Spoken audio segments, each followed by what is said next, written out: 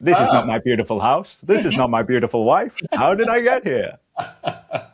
As the Yeah. days go by. So, Jason, I didn't necessarily expect when we were thinking on fitness in midlife to cover basically everything about fitness. What has stood out for you in our time this afternoon? Well, I think the biggest thing is this whole topic of self-identity, because if you identify as someone who is unfit, if you identify as somebody who is tired, lethargic, sedentary, then in all likelihood, the way that you live your life is going to be dictated by that. And then conversely, if you do identify as somebody who is fit, and often irrespective of whether or not you actually are, then you start to create a set of behaviors, a set of actions that will correct the rest of you to match that self-image.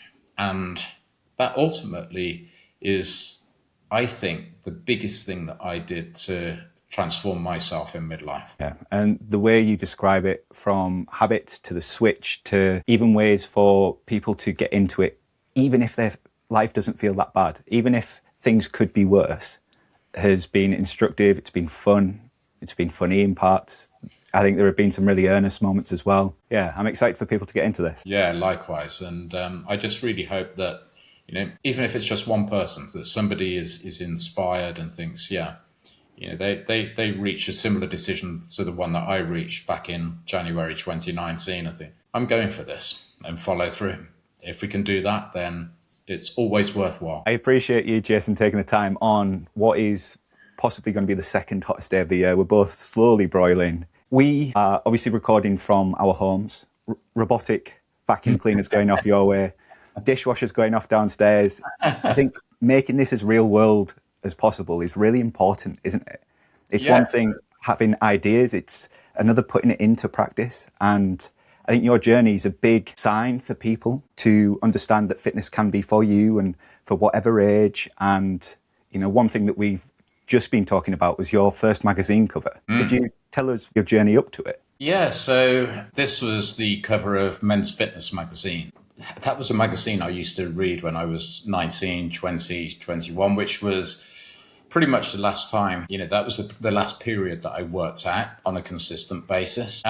So to get onto that cover when I did, which was September last year, at the age of 55 at that point, it was quite surreal, but very, very good and very, very encouraging. It was just one of those nice things that happens, and I'm really pleased and proud to have been on it. And what was it that made Men's Fitness pick you out, ask you to come on? Did they know about your journey? Were you just suddenly a fit guy in the space that they hadn't been aware of? What was that like? So I try and bust the myth of it being too late for you to get fit, healthy, lean and muscular, over the age of 40 or 50 or whatever it might be. And about 6 weeks earlier, there was some publicity where Ralph Fiennes had gone through a body transformation to play a role for Odysseus. Yeah. And he had done this at 62 and he looked, amazing. He was ripped, muscular, and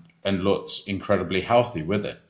And so I got in touch with Men's Fitness, talked about how Ralph Fiennes had done this at the age of 62, that he is one of numerous examples of older guys that are able, and girls for that matter, to completely transform their fitness, their health, their body later on in life, and suggested that they ought to do an article on, getting fit in midlife. That led to them talking to me and interviewing me. And at the end of that interview, they said, and we want to put you on the front cover. I was, my jaw dropped. It hit this desk right in front of me. And I was obviously very, very pleased. My son was at home from school holidays at the time. And he was going, what's happened? Wow. So that's how it came about. And ultimately, the article did get published. And that's what it's all about. It's all about making sure that people are aware that, yes, you can change at this later stage in life. There's a lot that you can do and it will make a big improvement for you. Sure. I think reinvention was a word that we both like. What comes to mind when you think of that? And a phrase that I've come across and I'm thinking on now, it's quite a visceral idea, is of killing your clone. So, this version of yourself that did exist up until this point. And for some people, I think it does feel that dramatic, that you have to put this version of yourself away, or you break it down, or, we use these really strong and destructive metaphors to describe what was and then kind of coming back. Do you see reinvention as destruction? Do you see it as creation, recreation? How does reinvention work for you? More creation rather than destruction. However, in order to create, you have to let go of what and who you were previously. And that's exactly what happened to me. It was like a switch got flicked in my head. For a long, long time, I was in a place of despair almost. I had numerous health issues: hypertension, high cholesterol, pre-diabetes, onset fatty liver, depression, a number of different things, in mind and body. And, I was angry with myself that I'd allowed myself to get into that state, because it was pretty obvious that all of this was caused through lifestyle choices. But I was also mad at myself because, I'd done this to myself, and I believed that it was too late to do anything about it. This was it. This was as good as it gets for me. And for a good 6 months plus, that's how I felt. And all of a sudden, one day, I just thought, no, I need to change. And as I say, it was like this switch got flicked in my head, and I mentally at least stopped being the person that I was and started to think about who I wanted to be. And I say who deliberately because I'm a great believer that your self-image drives your behavior and your actions. And who I was would never run, work out, swim, have fun, look forward to playing with my son, all of these things that now are just part of my normal life. And I kind of created this new identity for myself, deliberately so. I thought about who it is I wanted to be, and then thought about what it was that person would do. And quite simply, I started doing those things. That involved me stopping some things. So I stopped drinking alcohol. I stopped eating ridiculously unhealthy foods, highly processed foods, high in sugars and carbohydrates, and started eating healthily, started drinking normal drinks rather than alcohol, and started to work out. And the combination of those three really did make me feel good. And pretty much from day one, it didn't feel easy by any stretch of the imagination. In fact, on day one, I thought, right, let's go for a run. This is the new me. And, 100 meters down the road, I realized that I'd be better off starting with walking. But I persevered and I enjoyed my walk, and over the course of weeks and then months, walking turned into running. And then I started doing other activities. And all the time I was doing that, I was affirming this self-image that I created. I was doing the things that this person would do, and I stopped doing the things that this person wouldn't do. And that was really important for me. In order to create that person that you want to be, you do also have to let go of the person that you were.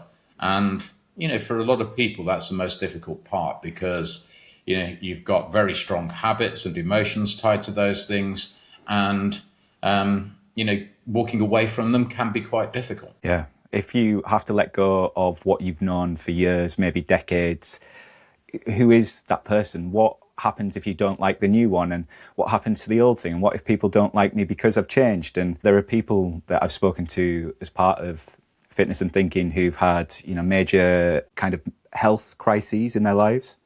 They've had moments of becoming coaches or therapists or teachers, or they've had this big shift at midlife that has meant that their identity has changed. It's not just in the fitness space, it's that suddenly they're somebody that people will come to, whereas before they might have just been isolated by themselves and nobody would necessarily have thought of this person, but now they rely on them. And what does that mean? Yeah. And I think a lot of people might not start because they might feel that they're not in a bad enough situation. I know that people have it worse than me, and what I've got now is good enough. As you've already said, you said what you had, maybe this is my lot and it's fine, like it's absolutely fine. Do we need a crisis almost to restart? How do we help people who maybe don't have that big life event, that big life change, that job switch, that career move, that geography move, recognize that now is as good a time for anybody wanting to do anything? I think people in the situation that you describe have this underlying feeling, and that underlying feeling of not being the person that you were, not being the person that you thought you would be, not being the person that you thought you should be. I think that has a pretty big drag on people in terms of their happiness, their energy, their motivation for life. It all seems a little difficult, a little too much. And in my experience, and it is borne out by research too, a lot of men, especially over the age of 50, are feeling that way. That's what I call midlife drift. You don't intend to be there, you just end up in that position because of a series of poor decisions, stopping doing the things that made you feel good, letting things get on top of you too much, and in a lot of instances adopting habits that are undermining you, mentally and physically. And I think that without it being a major health scare or another big event that creates this need for change, I think a lot of people just think, I am sick and tired of feeling sick and tired. And that's certainly how I felt. And that being fed up with the way that I was feeling was what drove me over the edge to make me want to change. So it doesn't need to be a big moment necessarily. It could just be that it's almost like a whisper. Things could be different. They could be different. And I think as soon as you start to hear that, it's worth exploring. It is, absolutely. It's not like I hadn't had, some kind of previous attempts, which didn't last very long prior to me actually making the decision to change and sticking to it. So I guess there was always this underlying feeling that I could do something, but, the motivation for whatever reason wasn't there to follow through. Tony Robbins talks about, that you've made a decision when it's immediately followed by action that is maintained. That's on that day, which was the 21st of January, 2019, I just thought, I'm changing. I'm a different person. And I had no doubt. Mentally, I was committed to becoming the person that I had visualized, that I'd thought about, that I'd created in my head. And I felt like I could do it. And I felt really happy. It was almost as though all of those things that I just described in terms of, being sick and tired of feeling sick and tired, I'd closed the door on that. I felt released. It was like I'd been, kind of let back out into the light or came out of prison or something. And I felt really positive and quite emotional, frankly, because I thought, yeah, this is it. I'm doing this. And it was almost as though the feelings that I would get once I'd attained a physical transformation, a fitness transformation, an energy transformation, a life transformation, were all brought forward to that day because I was so committed to following through and making sure that it happened. I felt all of those emotions pretty much immediately. And I felt really good about every single step that I took, whether it be, not drinking any more alcohol and finding something else to drink instead, whether it be, trying to run but ending up walking, whether it be going and joining the local gym. I felt really good about these things because they were all massive positive steps to the person that I wanted to be. It's huge. I think a lot of people undervalue the journey. They undervalue the process. They all want the fitness look, the magazine cover, what they think comes with that.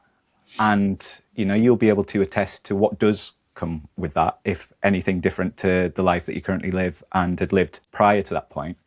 But actually what you're describing is almost like a feeling of success right at the start because you started, because you took action. It wasn't just a thought anymore. It's that you were already on the way. And quite a few people have described to me this idea of who you are and who you want to be are the same thing. It's just the number of steps that you've taken along that path, if that makes sense. Yes. So as long as you take that first step, then you are already closer to, if not the person that you want to be. You just have to believe in yourself from that point, Totally. Self-belief is so important because that was something that I think hindered my previous attempts at trying to make a transformation, or at least try and improve my health and fitness. It was, my beliefs were, it's too hard, I can't do this, I can't maintain this. A lot of negative, restrictive, and damaging beliefs that ultimately meant that anything that I did try didn't last very long, and even worse, meant that I didn't try very often. So, the two combined just led to a worsening state for me. But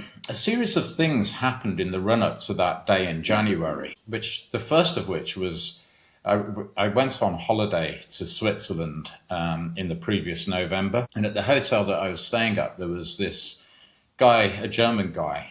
He was 72, and he was running wellness retreats for middle-aged plus men. And looking at him, he just looked, full of energy, full of life. He didn't look 72 by any stretch of the imagination. He looked fit, he looked healthy, he looked capable. And I remember thinking, God, this guy is younger than me, even though, at the time, he was 23 years older than me. It was a crazy thought. Yeah. And that was something that gave me, I suppose, some belief that this was possible. It's a bit like, the Roger Bannister breaking the 4-minute mile. And then a few months later, the 20-odd people had done it, having had that record being described as impossible and various else by so-called experts. This guy kind of chipped away at a belief that, this is what midlife is like, this is what aging is like, this is, everybody is the same, you can't do much about it. And there were a series of other events that happened between then and me actually making the decision in January. Good and bad, feeling really awful over Christmas because I'd have too much to drink, not being able to be the dad that I wanted to be with my son over Christmas because of excessive food and alcohol. And all of these things, kind of positive and negative, just made me ready, I think, to change. And, for whatever reason, it just happened on one Monday morning and that was it. Off I went. Like your 72-year-old wellness retreat leader as an example, one of my first clients in Nottingham is a 73-year-old guy from Sunderland. I grew up in Middlesbrough, so we had this northeast link from the start, which was nice. And we worked with each other for just a couple of weeks, and I still see him every now and then. Went for a coffee with him recently.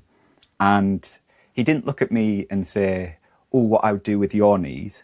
He said, I wonder what I can do with my knee replacement, with my hips being tight, with my back giving me jip, with being a little bit deaf, with, he just accepted where he was. Yes. And that's what he could do. It's capability and kind of belief, future sight.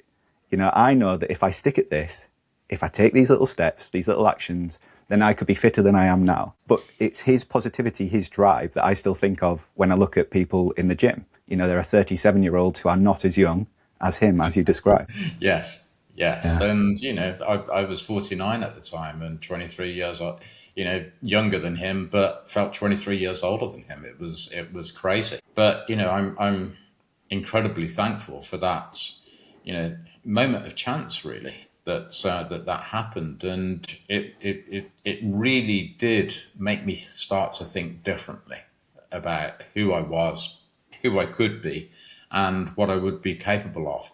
It didn't happen immediately.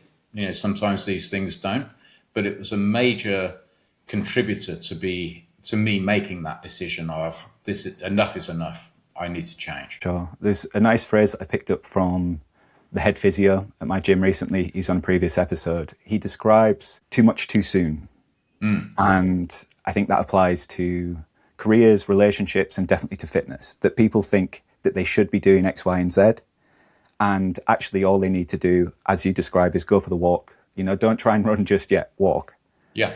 And build it up. And he introduced another term to me, which is absenteeism, which is aligned with too much too soon. So that people will go out at what feels like a 100% effort, injure themselves, and then be out for a further 3 to 6 months. And obviously, as we get older, these recovery periods take longer and longer. When it comes to what you've seen in midlife, either for yourself, the men around you, the people that you train, how much of kind of the decline maybe in aspiration, in fitness, comes from absenteeism? How much comes from motivation? Do you think you could speak to this idea? I think first and foremost, the number one thing is this lack of belief. But then you do get people, and this is particularly true of people who have been sporty or athletic or gym goers in their younger years, who come back in, 30 years later, thinking that they can still do what they did, when they were in their teens or 20s. And that is certainly a problem when it comes to absenteeism, because they'll try and, lift a heavy weight, do something to the back or whatever, and then you won't see them again for 2 weeks, if at all, because it puts them off. So it's really important that at this point in time, if you have been sedentary for a long period, to recognize that, and to recognize that you're not 20 years old anymore, that you won't be capable of those things that perhaps you remember, or perhaps the things that you think you should be able to do. You have to take it a little bit easier. You have to ease yourself in. And if that is, in a gym, lifting weights, then lift weights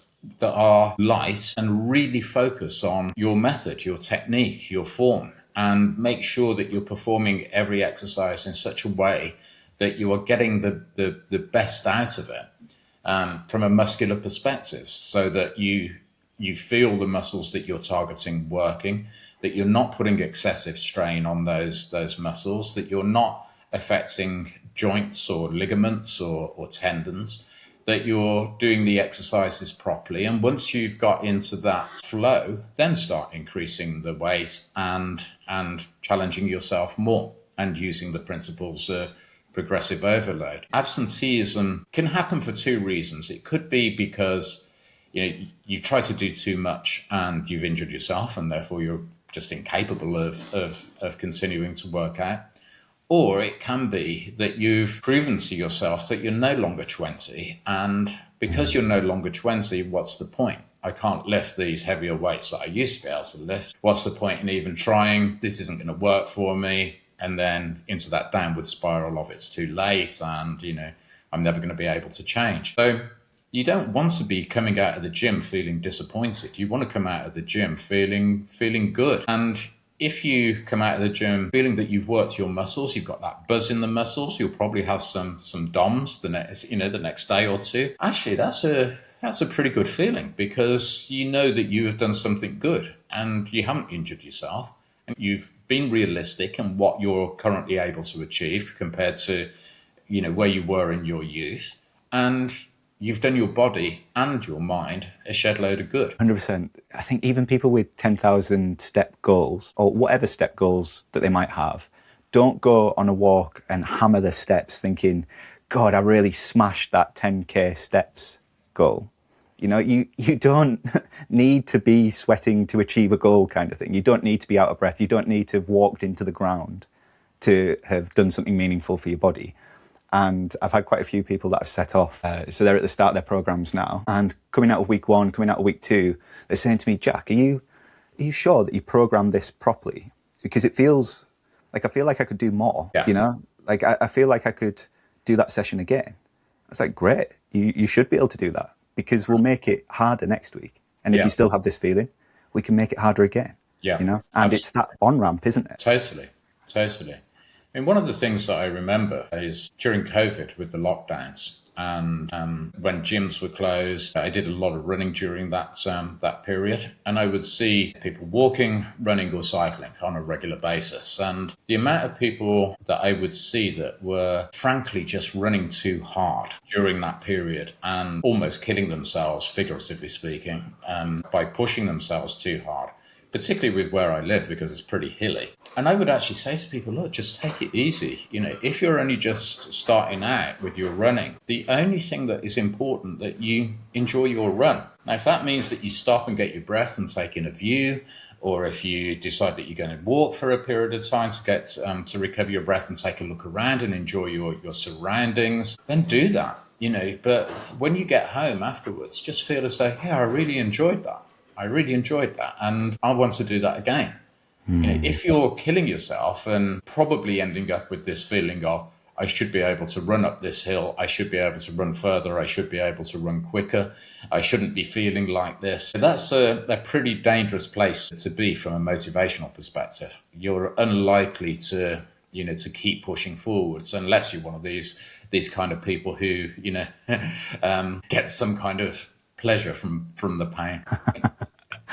And maybe there is an element of the more you do, the more likely you are to become that person to some extent. Well, this is the whole point, because if you push too hard in the early days, the chances of getting anywhere close to what you remember in your youth are minuscule at best. If you take it easier and build things up over time in the way that you just described with some of your clients, then the likelihood that, okay, you may not feel quite as fit, fast, capable, strong, whatever it might be, as you did when you were 20. But I tell you what, you're not going to care, because you're feeling fast enough, fit enough, strong enough, capable enough, energized enough. That is just such a great feeling, which can be undone by being impatient or being guided by what you should be able to do rather than what you can actually do. Yeah, I like that. I've marked out 9 out of 10 sessions for some of my athletic clients. So this is to say that in these sessions, we are going to go all out, but we're going all out in the context of 5-6 weeks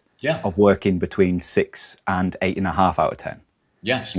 We're managing injury, we're managing load, we're making sure that you recover, making sure that you eat, building up the capacity to take on that thing that you might have tried to do before you had any training or understanding of how your body works. Now that you've built that up, you've earned that session. And now you go out and smash it. Now you go out and see what you're capable of. And as an example of that, I did a 4x4 session today, my very first one. So 60 minutes of kind of 8 to 9.5 out of 10 efforts, and 6 out of 10 on the 4 minutes in between. So 32 minutes total. And it was disgusting, Jason. It was maybe one of the most feeling sessions that I've done in a long time. And I'm talking to you now, an hour after that, feeling fantastic. Yeah. Yeah. But I wouldn't have been able to do that necessarily in January when I hadn't built up my cardio. I was in the gym, I was training 4 times a week, but I wasn't training for running. I wasn't training to be at threshold with my cardio. Yeah. So there is an element of what is it that you are trying to do, and how are we going to get you to that, rather than thinking, I am a human, I should be able to do everything. Actually, it has to be a bit specific, doesn't it? Yes, absolutely. And yes, there is absolutely a time and a place for pushing yourself to your limit, whatever that limit may be. Obviously, it's critical to not push beyond that limit. But I would suggest that if you are a newbie or somebody who's coming back and just restarting out, then you need some underlying level of fitness and the right mental attitude before you start embarking on that. But yes, in order to keep developing, pushing yourself to the threshold is absolutely the right thing to do. But there's a time and a place. It has to be appropriate. When I've looked at your stuff on social media, I've really enjoyed the way that there's no should to what you say. It's this is what you can do. This is what you can add in. And quite a few people have commented on the fact that you've got dairy milk in your cupboards. So you're not hiding the fact, which I really enjoy. It is yin and yang. It's a little bit of everything. And chocolate's great. I'll eat chocolate every single day. And when you realize that you can do that as part of what you enjoy, then I do think things become a lot easier. But maybe using you as a shadow example, a negative example, I'm not sure what terminology you would use. You are obviously a guy who's gotten to the point where one of the biggest fitness magazines in the UK has said, we'd like to have you on the front cover. And, we as guys will feel that we should be doing this. If Jason can do it, if Jack can do it, then I should be doing it. Maybe I should look like Jason at this time. And then, as you say, you get put off because after the first session, you don't get to that point. So what is it, do you think, that men in midlife, men generally, are getting wrong about fitness? Is should the major issue? I think that should is a very big issue. I think that the natural life pressures of midlife come into play as well. A lot of the people that I work with, they've got demanding careers. Maybe they're business owners. Maybe that their jobs involve a lot of travel. All of these things that can impact your time, because that is obviously a critical part. Then you've also got family issues, and that isn't just spouse and kids. That could be aging parents that need more of your time and attention, and that obviously has a big emotional impact as well as a practical impact. Something that I've experienced myself. And you've also got these kind of self-imposed pressures as well, of which does come back to the shoulds, that I should be taking better care of myself, that I should be finding more time for exercise, and I should be feeling, looking better than I currently am. So we do have to acknowledge that, particularly in midlife, there are these practical considerations, and those, in my view, are only going to get worse, because you've got things like, if you think of it from a career perspective, which obviously has financial implications, typically in my time in the corporate world, the thing you worried about most were the young upstarts, particularly as technology started to develop as quickly as it did. And, these people know more than me. Am I going to be replaced by somebody half my age who is twice as good as me? But now we've got AI to add on to that as well. So am I going to be replaced by an algorithm that's going to do my job for me? And all of these kind of things create a mental state that I think places a severe limitation on midlifers when it does come to, in fact, more broadly in terms of wellness, because that negativity, that pressure, that stress can drive coping behaviors which aren't normally the most healthy for us, which only exaggerates the problem even further. We become more, I suppose, entrenched in many of these bad habits. So that for me is the biggest issue around midlife, with people that are working out and people who aren't working out. The key, I think, is to make it a priority in your life, and in doing so, be realistic. So going back to what we were talking about earlier, be realistic about who you are, what you're capable of, have goals for where you want to be, and have a structured plan of progress to enable you to get to those goals, which would include, a mixture of going heavier in every sense, whether that be, pushing harder in cardio, or whether that be, lifting more weights at the gym, or, doing circuits or whatever it might be. But also having lighter days as well, where, you're keeping moving, but you're not pushing your body too hard. And also making sure that you've got good time for recovery as well. Now, the key for all of that is just finding time that you can commit to, in which you can do that. And you've just described a workout that you did this morning, which took you there or thereabouts 30 minutes. How you described how you felt, that workout was incredibly grueling. Felt knackered afterwards. An hour later, you feel great and alive and buzzing and all of those great things. If you can find that half an hour, just do that. And everything that you feel, that buzz that you describe, gets translated into whatever it comes next in your day, whether that be your day at work, your day with the kids, your day looking after your aging parents, whatever it might be. You will approach those things with a better mindset, a better energy level, and as a result of that, your performance in that role, whether that be as a father, a mother, a manager, a leader, in the work environment, will be far better, guaranteed. I'm going to potentially set you up with a question and answer, but I'd like you to challenge this if you feel scope to do it. You land on this magazine cover. It's an expression of fitness. You look great. I wonder, though, if that was just a Tuesday for you, or whether that was the end point. Now, I obviously know, talking to you now, that it wasn't the end point, that there is life before and after that. But what did that cover unlock? And what didn't it unlock? When people maybe aspire towards people they see on magazine covers, how much does your life actually change? I guess the biggest impact that it had was that it affected my business. So more people wanted to work with me because they now increased the awareness of me. And clearly I have done something that some people want to. In terms of how I live my day-to-day life, it hasn't really affected things that much at all. I'm incredibly grateful that it happened.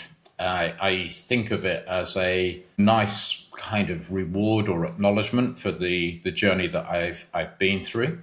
But it certainly doesn't stop there, as you've thankfully recognized. This for me is now lifestyle. What I'm thinking of now is, my son is 17.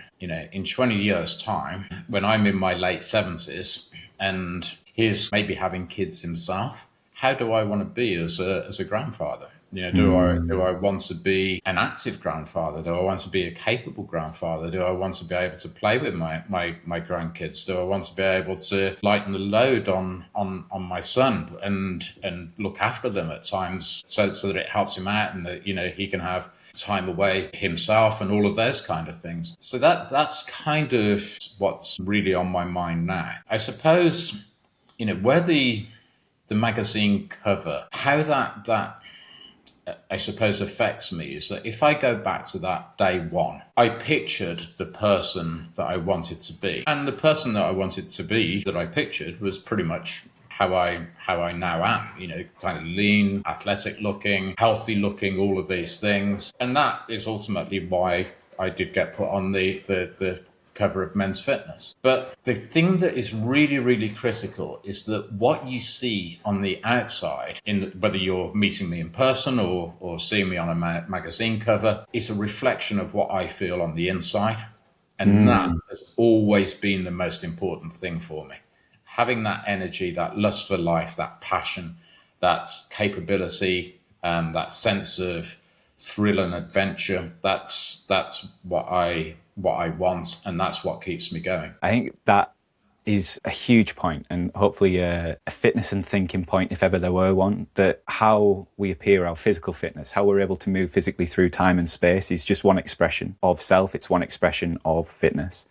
And that actually your identity is ground up in being capable, in being somebody who has made themselves capable. And that want to push and to find out and to be curious as a moment, I think that is encapsulated. And in this conversation, it's really nice to hear as well. What was the person like before day one, though? When we talk about coming into the switch, before that switch, is there any kind of love, kind of care, compassion looking back at this, Jason, as well? Yes, to the second question, and I will come back to that. But perhaps if I described a typical day of who I was, my alarm would go off typically at around 7 a.m. I'd press the snooze button a few times. I'd be feeling, excuse the language, like shit. I didn't want to get up. I would drag myself out of bed. I would stumble downstairs and make a coffee,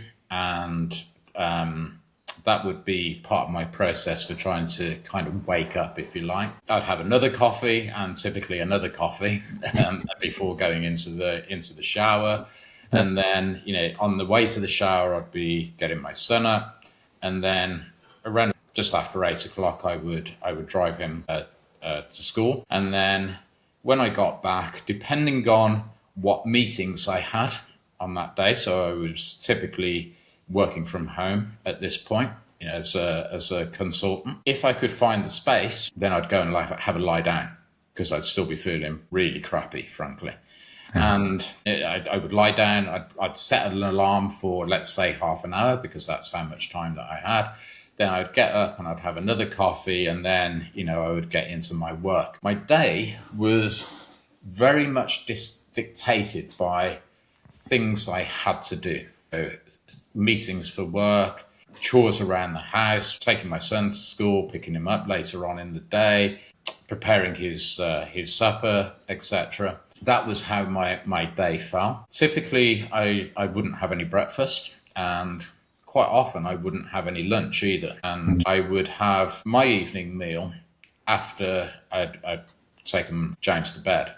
And that would be something and chips. So it would be oven chips with something like chicken Kievs, or maybe a chicken and mushroom pie, or a steak pie, or something or beef Wellington, or something like that. That's how my evening meal would be. Whilst I was cooking that evening meal, I would open a bottle of wine and consume definitely one, maybe two glasses, and then have another glass as I was eating, possibly and probably another glass on top of that.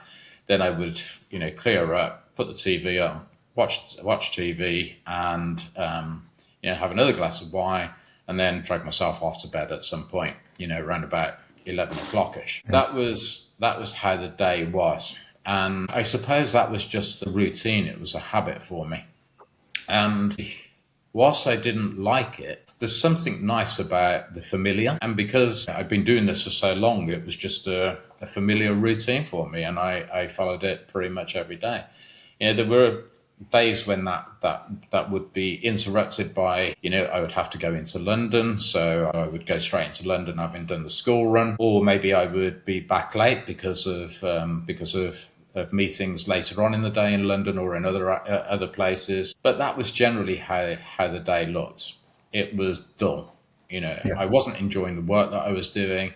I felt quite isolated socially, which is something that allowed to really affect me. Yeah, I didn't feel happy. So that was how it was. And the reason that I'm grateful for, I suppose, having lived that is that it might be a more extreme version than what most people would live. But I have that comparison now. I know, what would happen if I did give up on this lifestyle that I've now created. And I don't ever want to go back to feeling like that again. Not now I know what it feels like to feel, the exact opposite, and to live, much more positively and with happiness. I'm grateful for having the comparison. And without that comparison, maybe all the things that happened to me, during my 40s might happen to me in my late 50s, 60s, whenever. I know now that they will never happen again because, I've been warned. I don't want to go back to that. Yeah, it feels like the question of do you wish you'd started earlier is almost moot because you have this comparison, you have this figure to hold yourself up to now. And, had you not this part of your life, you wouldn't necessarily appreciate what you have in the same way. I don't know. I think it's one of those where I'm inspired by people around me at whatever age. And if there's somebody that I can learn from, there are PTs younger than me who've done more competitions than me in sports that maybe I'm interested in. So I'll spend some time with them. And like I say, I've got my septuagenarian clients who've got a whole lot of life experience, but they're coming to me for physical fitness, So there's a conversation going on there. There's a duologue, it's back and forth. And hopefully everybody's learning from each other. And in a way, we learn from ourselves, as you've just described, something that you have also just described, bringing it to a sense of self, sense of purpose, identity, how you felt socially isolated. Now, I think particularly Men's Mental Health Month, we're thinking about depression and low mood. And typically when we're depressed, we don't make as much of an effort, or we feel like we can't make an effort with other people. And maybe your experience speaks to some of that as well. Absolutely does. And in terms of my social environment at that point, it was kind of, again, what I had to do rather than what I wanted to do. So a good example would be school pickup. So if somebody came and started chatting with me as I was waiting for James to come out, as they were approaching me, unless I got some kind of established relationship with this person, I'd be thinking, oh God, don't come and talk to me. Don't come and talk to me. Because I didn't want to have to go through the process of having to think about what to say and appear to be interesting and all of these things. And so I would actually avoid participating in social environments. I would decline invitations to parties or things. Even from a business perspective, I would only do the ones that I really felt I had to do. And yeah, it's not a great place to be, and it's very reflective of your own opinion of yourself. My opinion of myself was such that I didn't think that other people would have a good opinion of me, and therefore I would avoid them. Yeah, that's huge. And it's that self-limiting aspect of living again, isn't it? It's, I think that I'm not capable. I think that I'm not attractive. I think that these people wouldn't want to talk to me. And when we think it, maybe it does become reality.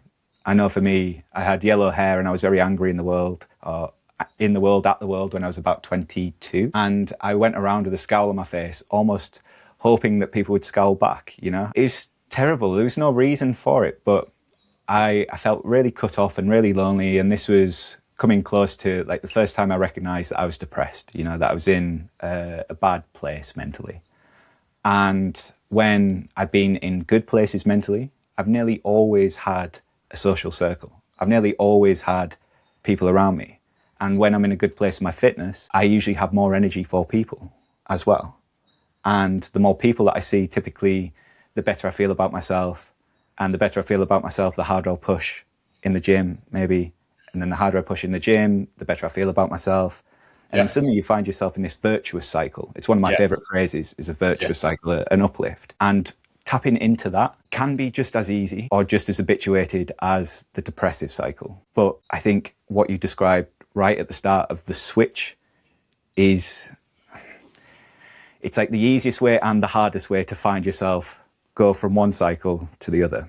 Yes, yes. And it's interesting that, once that mental switch had occurred in my head, my attitude to social engagement of every kind, whether that just be a 2-minute chat at the school gate or, an invitation to an event or whatever it might be, completely changed because I had this different self-image. I might, the physical reality hadn't caught up and the biological reality hadn't caught up, but I had this completely new and different self-image. I probably needed 2 years of being low to have 10 years of being up. And I could probably give a couple of examples, but from your experience, what could a person who feels isolated, what could a man who feels isolated take from your journey? What kind of steps could they take? We're not given a prescription, but what could they do to find themselves in this virtuous cycle, in this uplift? I think number one is belief, because if I can do this, anybody can do this. I haven't done anything, special. I've just made some choices which most people know would get a result, if they consistently follow through on those things. And that, I guess, is the key. It's building those habits. If you take, for example, quitting alcohol, I didn't ever say to myself, I'll never drink alcohol again. And still I don't even think about it anymore. But I just thought, right, I'm going to have a drink today, in those early days. And the cumulative effects of, more and more todays adding up into a longer period is what made a difference. So I think the things that I would say to somebody in this type of situation is believe that you can change. Because you can, you really can. It might be hard, it might be difficult, but what makes it hard and difficult is yourself, not the process that you actually need to follow to make these very dramatic changes. And then number two, I would say, is just be kind to yourself. Life is hard, Don't make it harder for yourself by beating yourself up about things the way I used to. Don't make it harder for yourself by kind of avoiding situations that, are going to be, fun or good or enjoyable or do you good physically and mentally, because you're holding yourself back. Just have the courage to kind of have a go. And then the third thing I would say is that I had this inkling that if I sorted out my fitness, that would improve my health, that would improve my mental health, that would improve my life. And it proved to be absolutely true. And I do think that when we think about fitness, we think too much about the physical aspects of it, whether that be the appearance or the capability in terms of athleticism, and not enough about actually the much bigger, much more important life benefits that it actually provides for you, because it does. It did for me. It changes everything. It changed the relationship with my wife, the relationship with my son, the relationship with my parents, my ability to be there and present in a proper way for all of those people, the activities that I'm able to do, the life that I'm able to live, the attitude that I have to life. Everything has changed as a result of basically finding out one January morning that I couldn't run any more than 100 meters and having to walk instead. That was on that day one. That everything changed as a result of making that decision to go and do that, to try and run that day and to persevere afterwards. Yeah. And I think something that I want to ask you about on a personal level, because I feel like you've mapped something similar to me in terms of your weight. So I saw you recently comment that you went from 88 kilos down to about 70. And then you purposely put weight back on. and my biggest bulk took me up to 86 kilos. And then my cut after that took me to 69. And I'm probably hovering about 76, 77 now. And this feels good for me. This feels maintainable. As I go into kind of marathon training, I know that I'm going to lose weight. There might be some muscle loss with that. There might be some fat loss. The fitness look will become more apparent, but I can actually navigate life now heavier than, the peak fitness look. I wouldn't want to be at peak fitness forever.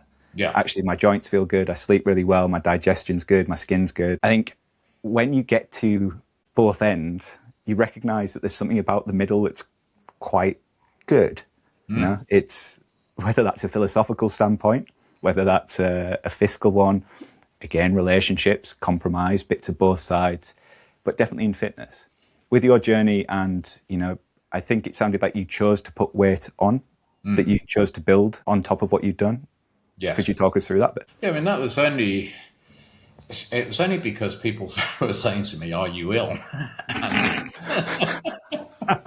Because my weight loss had been dramatic and quite fast, and so my wife included, she was worried about me, and I didn't really think about it because I was feeling great. By this point, my running had improved massively. I was working out regularly. I was learning to swim. I was playing tennis, which was important from a social perspective. I had group tennis lessons, amongst other things that I did as well. But the reason that I decided to put weight on was that I just thought, maybe I do look a bit scrawny, and somebody, not my wife, thankfully, was talking about the film, Tom Hanks, Philadelphia type of thing, and looking like I was suffering from something. So I thought, well, maybe I should, look a little healthier than people think that I do. And then basically all I did was go from being in a calorie deficit from going into a calorie surplus. I was eating, the same kind of foods, just more often. And I guess I did start focusing a little bit more on my strength training as well at that point, because I was keen to build the muscle rather than to add on fat. My visceral fat was in a terrible state before I did this, and I managed to pretty much, blast that away. So I didn't, having that lean body still was really important to me. The idea of being ill looking is very funny. I had one girlfriend, kind of when I first started lifting weights, describe me as skinny when I thought I looked like a bodybuilder. And that was devastating and made me kind of reflect on my process. And actually, I probably did want a little bit more muscle, and I would probably have to eat a little bit more. And it's not all about restriction. It's about figuring out enough, which again will go across the pillars. I recently did a photo shoot though, where I was really happy with the condition that I got to, and I did it without dieting necessarily. There wasn't restriction. It was about eating what I enjoyed. And some people couldn't believe that there was stuffed crust pizza and pick and mix in there. And I've actually got a pick and mix for today when I'm editing, which I'm really looking forward to. I put a fake tan on. One of the bodybuilders in the gym said, "You've got to go for this one. It's amazing. It smells quite nice." I was like, okay, cool. I know nothing, but I'll use this fake tan. And the next day, in the morning at least, I had the orange face, and I didn't want anybody necessarily to see that. But when I was at the outdoor pool of the gym, people were just like, "Oh, Jack, you look really healthy." Yeah. You look really healthy, as if to say that everything leading up to the fake tan, I didn't look healthy. Jason, I was devastated. It's funny though, isn't it? Because I've learned to just ignore what people think of how I look, whether that be good or bad. You take the rough with the smooth. The only thing that's important is what I can do and how I feel. That drives everything. And one thing that I would say as a result of putting some weight back on is that I think you're right. This middle kind of weight is, it's really sustainable. I don't do anything extreme, in my opinion, at least. Other people may think it's extreme, but I think I eat normally. We've talked about Cadbury's Dairy Milk. I eat well. I don't feel like I'm missing out on anything. I feel like that I can do all of the things that I want to be able to do. I feel like I want to do things, which, going back to how I was before, is really, really important. And yeah, that is really critical to me. And it's not like I feel like I'm making any effort. Of course, I work out. And when I work out, I push myself hard. Whether that be cardiovascular, whether that be lifting weights. But I'm not doing that with the thought of, yeah, I want to have bigger biceps, bigger quads, or whatever it might be. I'm doing that because I want to feel and be strong in my body. That's what it's all about for me. Where I am today, I've got a really nice routine going where, I work out pretty much every day, doing some form of workout. Sometimes that'll just be mobility, or it might be, low impact, steady state cardio. Other days it will be things that are a lot more intensive. I eat what I want to drink, what I want to eat. I can honestly say I don't want to drink, alcohol anymore. It'd be like me drinking, somebody's urine or something in my. It's equally as off-putting in my mind. And yeah, I just live well. The photo that was on the front cover of Men's Fitness, I didn't do anything for that. That was me, how I looked on that day. That was it. That's how I live. I haven't, apart from, events that I have done, so marathons would be a good example. Obviously I have trained specifically for them and got myself into the best possible shape in order to be able to do those. But other than that, I have never kind of adjusted my life for a specific purpose, apart from, the very big adjustment I made on the 21st of January, 2019. For sure. And what you just described, I think, is the bit that a lot of people miss until they're in it. And it's maybe well described by the depressive cycle, even if it doesn't feel depressive, into the virtuous cycle, that you're in a routine now that supports and benefits the person that you are and want to be. And routine is what you described your existence as when you were unhappy. So actually, I think for a lot of people who find fitness at whatever age, it's that going for steps isn't a chore. It's something that they do because it feels good. Going to the gym is something that feels good, or going to yoga or going to Pilates or going to a class because it feels good. It's something that we get to do. It's a privilege. It's a treat to be able to do it. It's not something that we have to tick off. If you're feeling that you have to do it, you should do it, then you've probably not found the point yet. And that's fine. Maybe working with somebody else, maybe asking people around you, younger, older, experienced, just what it's like, what you could do, what you can add in to get to that point, and then make it part of the routine is the key bit. And you get your sets and your reps and you'll fail, but you come back stronger, you try it again. It's critical because once you are in that position, everything happens subconsciously. You're not having to consciously make choices. Those choices just come naturally, whether it be, what workout to do today, what to eat today, what time to go to bed tonight, what time to wake in the morning, what kind of day you're going to have. It's guided by this subconscious, I think it's probably your new self-identity. Because that's how you identify as yourself, then it's only natural for you to follow all of that process. Yeah. Coaching people through plyometrics, just for like a visceral example. And we get people going sideways, forwards, back, over things. And typically it will build towards a big explosive movement. And the way that I describe it is that if you load the spring, it has to expand, it has to explode, it has to. There's no other option. And I think that's what happens when you get into the groove of this. Yes. Is that you, as you say, without having to think about it, you just have to get up.